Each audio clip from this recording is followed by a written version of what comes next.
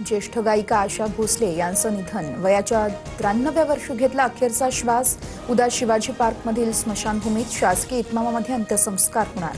हृदयविकाराच्या झटक्यानं bridge candy रुग्णालयामध्ये सुरू होते उपचार.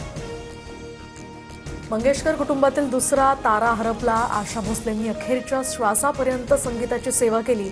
90व्या वर्षी 3 तास कॉन्सर्ट केला होता. मुख्यमंत्री फडणवीसांकडून आठवणींना उजाळा.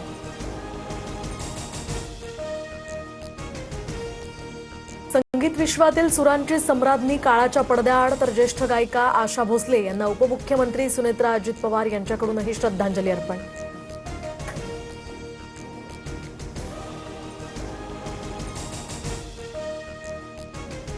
सुनेत्रा पवार यांच्या प्रचार सभेच्या वेळेस आदिती तटकरे भावूक. अजितदादांना मुख्यमंत्री म्हणून पाहायचं होतं, पण आता सुनेत्रा काकींच्या माध्यमातून कार्यकर्त्यांचं स्वप्न पूर्ण होईल. आदिती तटकरे यांच्याकडून भावना व्यक्त.